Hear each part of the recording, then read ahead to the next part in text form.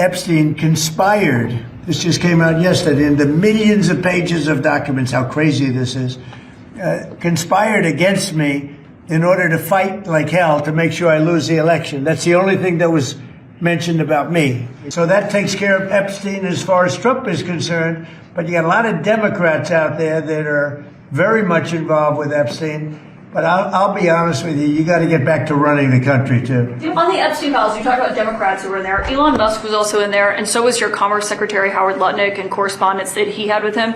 Did you read those new files that were public Department of Justice? I have a lot of things I'm doing, a lot of things I'm doing. I don't know. You mentioned two names. I'm sure they're fine. Otherwise, it would have been major headlines. Oh. I think it's really time for the country to get onto something else, really. Now that nothing came out about me, other than it was a conspiracy against me, literally, by Epstein and other people. But I think it's time now for the country to maybe get onto something else. The latest release of documents related to Jeffrey Epstein has shattered any lingering illusion that his crimes were isolated, contained, or fully exposed. Far from closing the book, the new haul of files suggests that Epstein's abuse network was broader, more organized, and more deliberately shielded than the public was ever led to believe. And while the Trump regime has declared the investigation closed, it is Democrats, joined by a small number of dissenting Republicans, who are now leading the charge to expose what they argue is a full-scale institutional cover-up. So why are Republicans so interested in Bill and Hillary Clinton? It's because they're trying to distract from the fact that Donald Trump is in the Epstein files thousands and thousands of times. In those files, there's highly disturbing allegations of Donald Trump raping children, of Donald Trump threatening to kill children. So I encourage the press to go look at these allegations, and I'm highly disturbed that Deputy Attorney General Todd Blanche just got the law wrong. Yesterday, he said, essentially, that it is not a crime to party with Jeffrey Epstein. Well, that's actually not correct.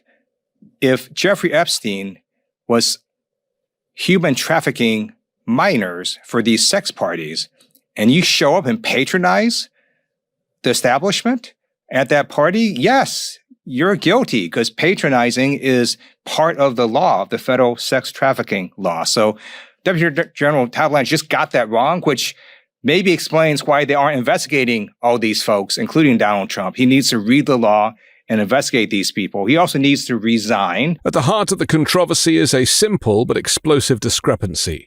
Federal authorities acknowledge the existence of more than 6 million Epstein-related documents, yet only about half have been released, many heavily redacted.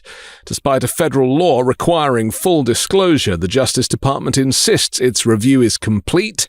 Democratic lawmakers say that claim defies both logic and evidence. This is a full-blown cover-up, Representative Jamie Raskin said bluntly, pointing to the millions of unreleased files and tens of thousands of redactions. For survivors, advocates, and members of Congress demanding accountability, the question is no longer whether Epstein was protected, but who benefited from that protection, and how far it went. What the newly released documents already show is deeply disturbing. They reinforce that Epstein was not merely abusing girls and children himself, but trafficking them, recruiting, grooming, and in some cases selling them to other powerful men. Several documents reference victims being provided or introduced to third parties, suggesting a system closer to organized sexual exploitation. This moves Epstein's crimes decisively into the realm of sexual slavery. Perhaps most chilling is what the files reveal about Epstein's final days. Less than 2 weeks before his death in federal custody in 2019, his lawyers met with prosecutors to discuss a possible resolution to the case, including the prospect of Epstein's cooperation. While no formal deal was proposed, the timing is unmistakable. Epstein, facing overwhelming evidence and potential life imprisonment, appeared to be exploring whether he could trade information for leniency. That raises an unavoidable question. What did Epstein know, and about whom? The documents offer hints, if not answers. They include summaries of tips received by the FBI, including Donald Trump and Jeffrey Epstein, compiled by investigators last year. The claims are unverified, and Trump has forcefully denied any wrongdoing. The Justice Department has dismissed the allegations as unfounded, noting they were submitted close to the 2020 election. Still, the very existence of such summaries underscores the scope of Epstein's connections and the volume of information federal authorities chose not to pursue publicly. Trump is far from the only powerful figure whose name appears. Newly released emails suggest that Elon Musk had more contact with Epstein than previously acknowledged, including discussions about visiting Epstein's private island in 2012 and 2013. Musk says the trips never happened and that he rejected Epstein's invitations, describing him as a creep. There is no allegation of criminal behavior, but the correspondence contradicts earlier claims of minimal interaction. Meanwhile, Howard Lutnick, now serving as Commerce Secretary, reportedly planned a visit to Epstein's island in 2012, despite later stating he had severed ties years earlier. Prince Andrew, now Andrew Mountbatten Windsor, appears in emails inviting Epstein to Buckingham Palace after Epstein's release from house arrest. In one exchange, Epstein even offered to arrange a meeting with a young Russian woman shortly after his legal restrictions ended. Andrew has denied wrongdoing and claimed he traveled to the US to end the relationship, but the documentary trail tells a more complicated story. The files also expose a culture of casual normalization around Epstein. Emails show Richard Branson joking about Epstein arriving with a harem. Casey Wasserman, now a major Olympic organizer, exchanged sexually suggestive messages with Ghislaine Maxwell years before her conviction for sex trafficking. Steve Titch, co-owner of the New York Giants, acknowledged email exchanges involving adult women arranged by Epstein.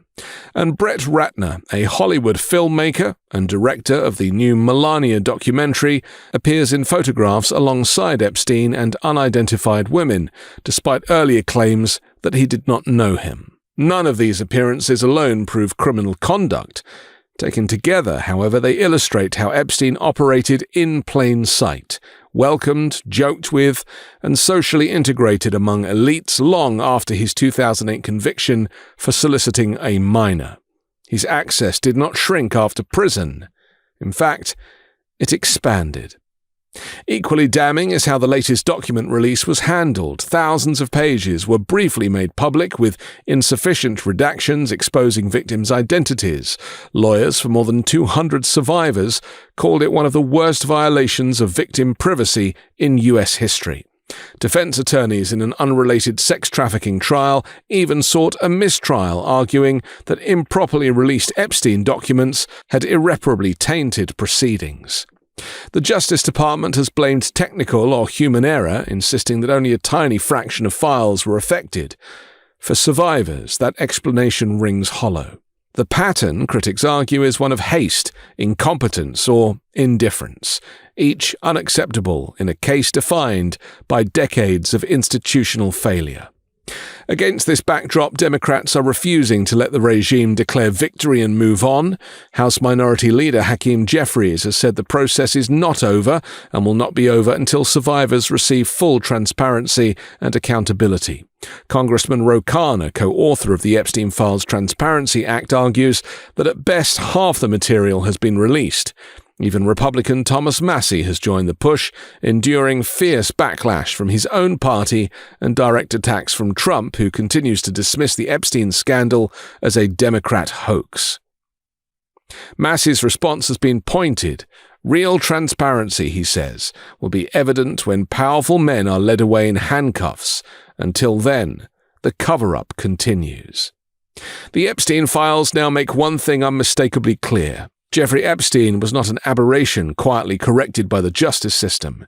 He was a node in a larger network of wealth, power, and abuse, one that relied on silence, influence, blackmail, and institutional reluctance to survive. His death may have closed his mouth, but the documents suggest it did not end the story. Whether the rest of that story is told will depend on whether those demanding answers prevail over those determined to draw the curtain shut. I'm Anthony Davis. You can find me on the 5 Minute News YouTube channel and podcast, on Wednesdays co-hosting Uncovered, and on Sunday on The Weekend Show with MeidasTouch. Love this video? Support independent media and unlock exclusive content, ad-free videos, and custom emojis by becoming a paid member of our YouTube channel today. You can also gift memberships to others. Let's keep growing together.